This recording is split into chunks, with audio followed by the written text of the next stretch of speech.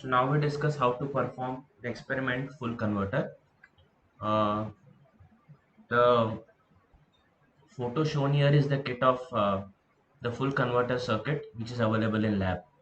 So this kit actually looks exactly similar to the semi converter kit, with the only difference that in semi converter here we have a pulse transformer uh, having specifications 1 is to 1 is to 1, that is one primary and two secondaries.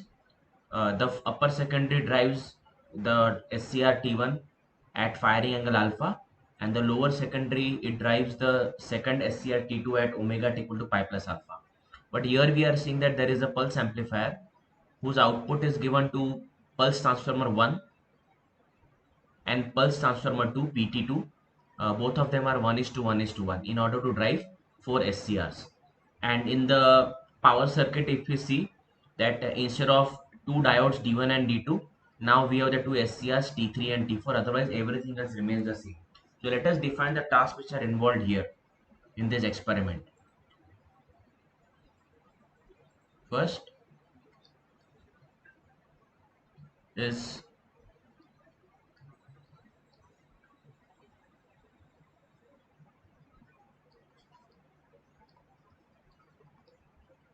drive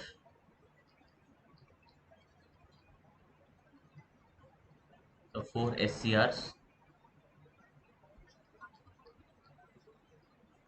T1 and T3, that is diagonally opposite at omega t equal to alpha radians, and the second diagonally opposite pair T2 and T4 at omega t equal to pi plus alpha radians. Second is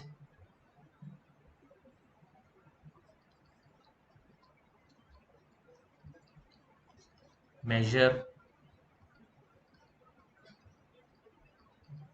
VLAVG for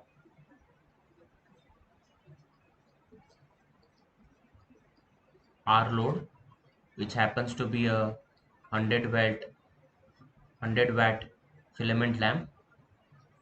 Second is measure VLAVG for RL load, and RL load without freewheeling diode. And third is RL load with freewheeling diode. Now we know from the theory of full converter that it does not have internal freewheeling action like a semi converter. So when we add an inductance to the R load in series, then we will get negative portions in the illegal half cycles, which will result in the reduction in the value of VLAVG. And when we connect a freewheeling diode across the RL load, then those negative portions will get removed and the VLAVG will be restored to the value as in R load. So students, what we have to observe is that if the value of VLAVG for R load for a particular firing angle alpha is X volts, then for RL load it will be Y volts, and for RL load with freewheeling diode it is Z volts. So students, for R load there are no negative portions. For RL load we have negative portions in illegal half cycle.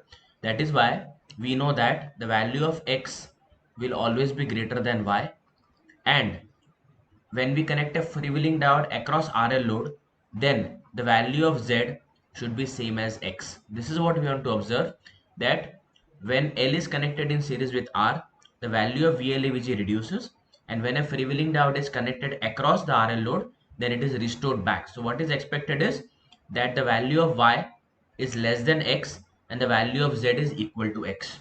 Okay. And third thing is we want to see that there is a variation in the value of VLAVG as a function of alpha. So we want to measure VLAVG versus alpha. Okay. So let us go to the connections which are needed.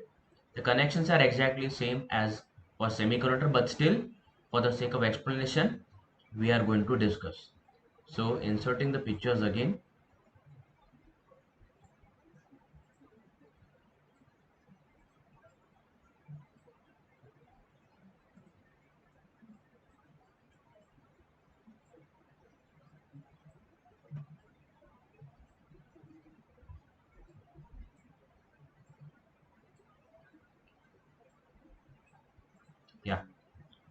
So let us write the values of alpha. So we'll come to know which connections are to be made where, right? So T1 is fired at alpha. Similarly, T3 is also fired at alpha. T2 is fired at pi plus alpha, and T4 is also fired at pi plus alpha. So how the connections are to be made? First, understand that how the firing pulses are generated here. So as usual, if we see, this happens to be our control circuit. This is our isolation, pulse transfer on PT1 and the pulse transfer on PT2, and this is our load section. So we are having 100-watt bulb, and these are terminals 1, 2. Similarly, this is a terminal 1 of inductor, terminal 2 of inductor. This is the anode of freewheeling diode. This is the cathode of freewheeling diode. Okay. Now, how the connections are to be made? Understand here that, okay, let us erase this. Yeah. So here I have alpha.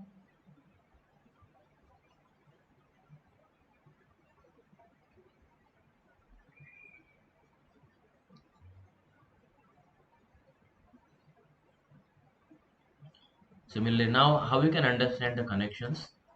G1, G1, yellow, yellow, G3 and G3 here. Okay, see the color, that is red and red.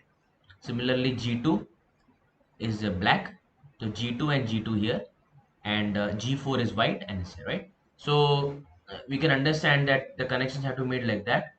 So from G1 to G1, from G3 to G3, so from G3 to G3, from G2 to G2, and here from G4 to G4, right? So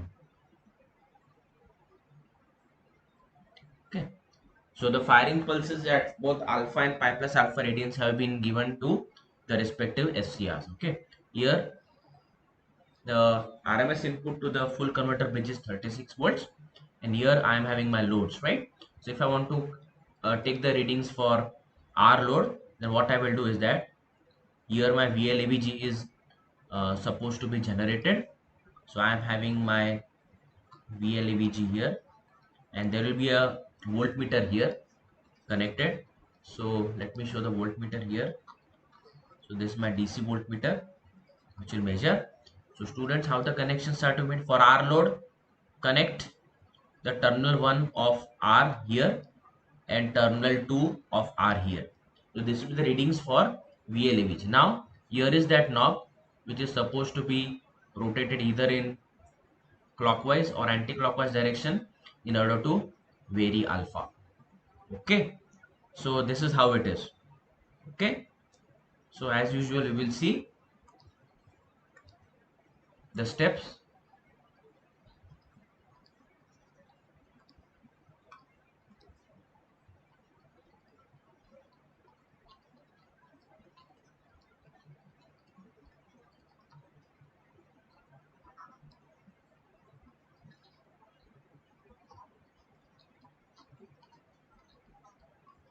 Apply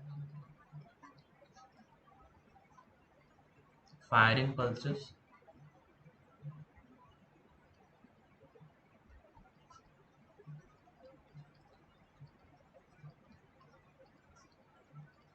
generated by a control circuit to the 4 SCRs T1, T2, T3 and T4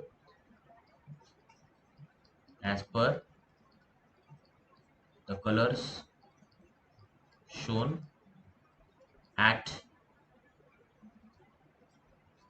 G1, G2, G3 and G4. Okay. Second, connect a 100-watt filament lamp between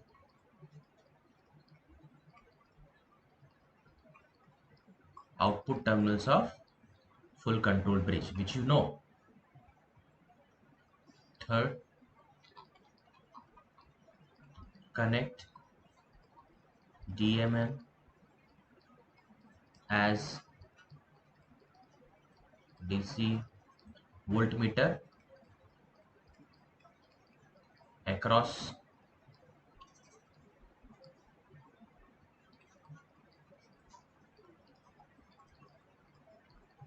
output terminals. Fourth, vary the firing angle alpha by rotating the potentiometer in control circuit. Note the changes in VL/AVG as a function of alpha. Okay. Now for RL load,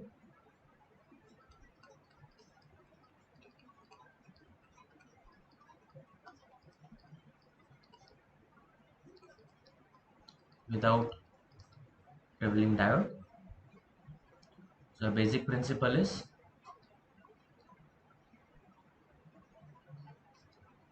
this is my 100 watt resistive load. So this is terminal 1, terminal 2. Similarly, I have my inductor,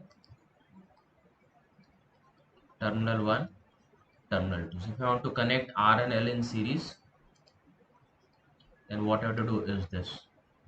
I have to connect terminal 2 of R, terminal 1, and if these two are my output terminals where VL/AVG is to be measured, then I have to connect the upper terminal to terminal 1 of R, and I have to connect the terminal 2 of L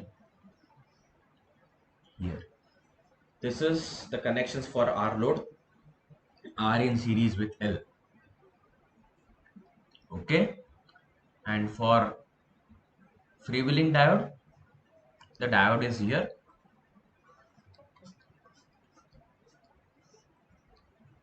So this is my anode and this is my cathode.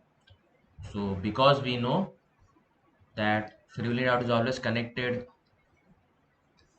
in parallel with R series L, that is why if this is my R series L here, then the freewheeling diode is supposed to be connected like this, anode and cathode. So it is connected always like this. Okay, so as per this concept, how the connections will be made? The connections are made like this. The cathode will be connected here,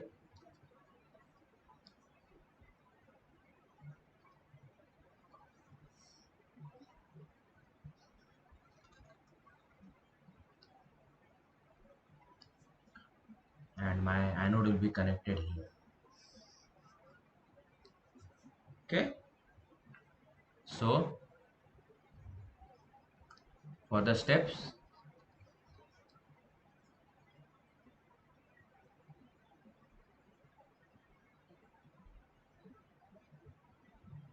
repeat steps 4 to 5.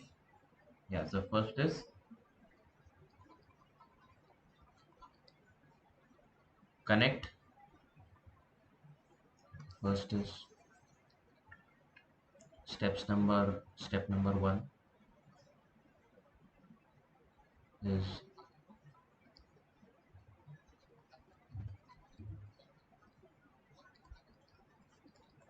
same as step number 1 of R load. Second is connect R series L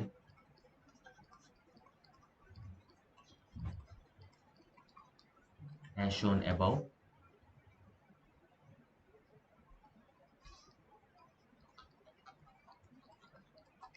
Connect or disconnect freewheeling diode as required. Fourth is repeat steps 3 to 5.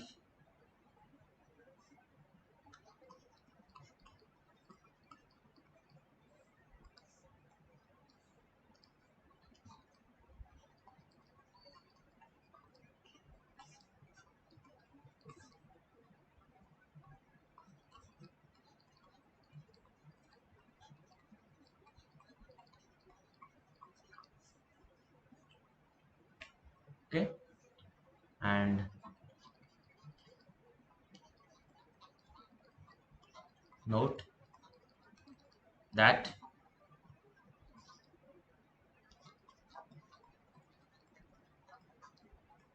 reading reading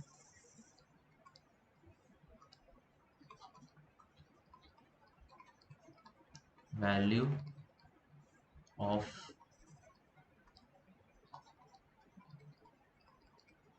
VLAVG for RL load is always less than that for R load. Value of VLAVG for R load without freewheeling diode is less than that for R load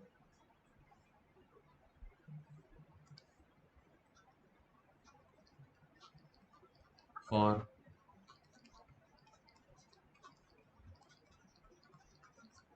every value of alpha, and B, value of VLAVG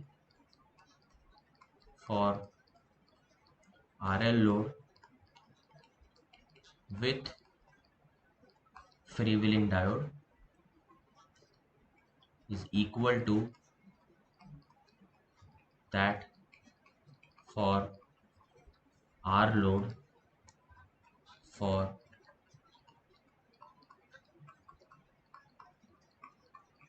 every value of alpha. Okay, and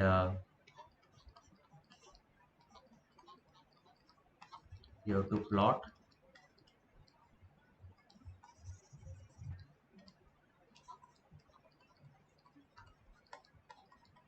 alpha only for R load, and the value of VLAVG theoretical is Vm upon pi into 1 plus cos alpha for R load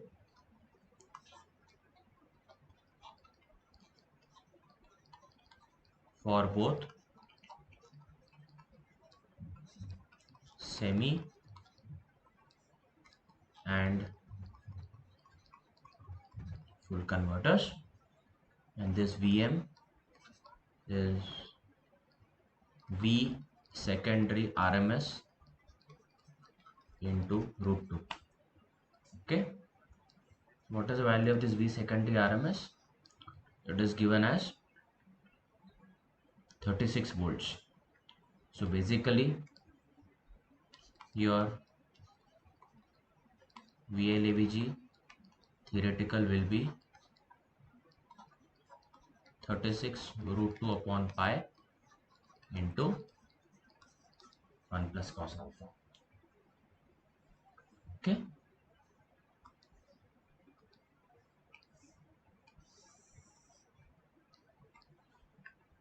Thank you.